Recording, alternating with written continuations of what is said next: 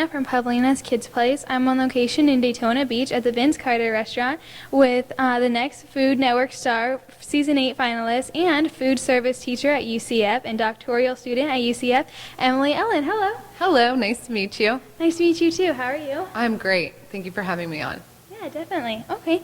So did you always like being in the kitchen and creating food as a kid? I did. Actually, it was funny because probably at birth I knew that I was going to be a cook because my mom would prop us up on the counter, my sister and I, in our bassinets, and we'd watch her cook. So I have been in the kitchen cooking or a part of cooking since I was born. Awesome. Okay, good. So what do you remember most about those times?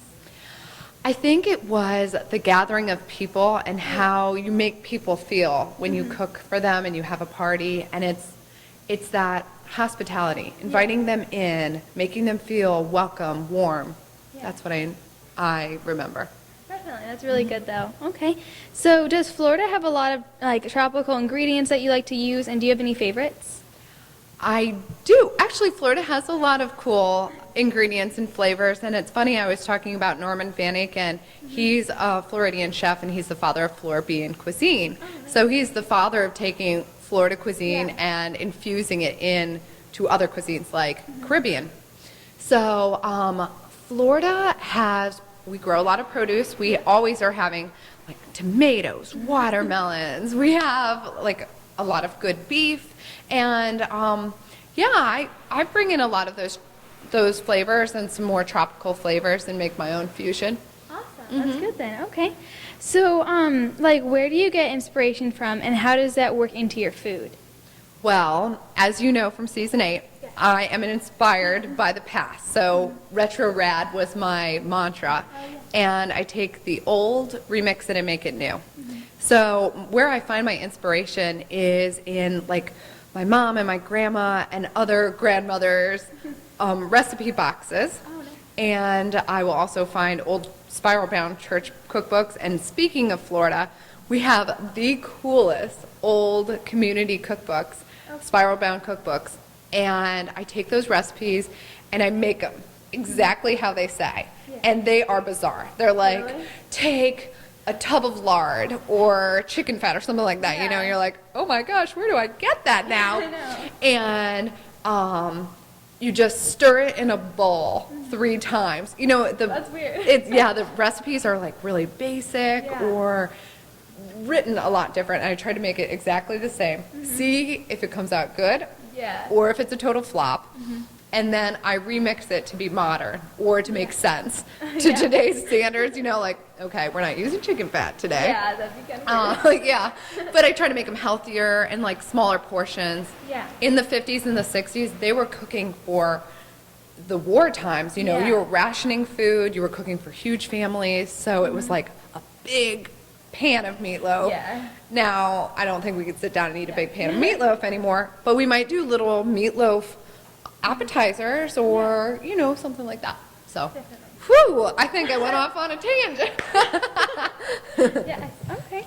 So, what did you learn most from being on the next Food Network star?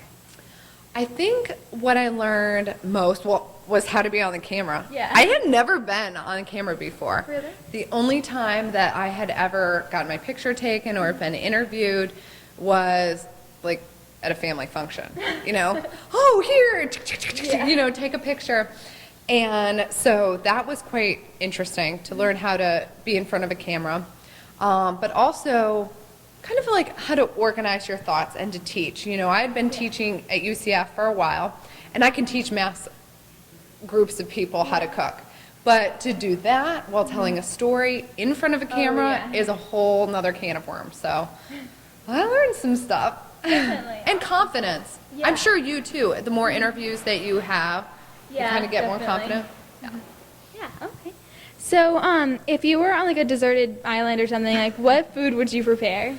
Oh my goodness, do I get any ingredients on this deserted island? How about tropical fruits or something? Tropical fruits. Well, I think I would try to make a 1950s pineapple upside down cake then. I don't know how I'm going to mill my flour. Hopefully there's some wheat on the island as well.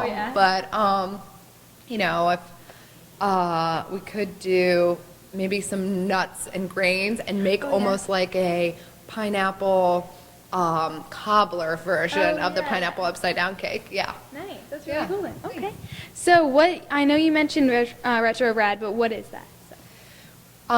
So in essence, I take the retro, remix it, and make it rad. So like I said, I urge people to go into their old cookbooks and those recipe boxes and revisit the past and make it more current. But I also want people to utilize some of these really neat cooking tools that we had, like a pressure cooker or a yeah. slow cooker.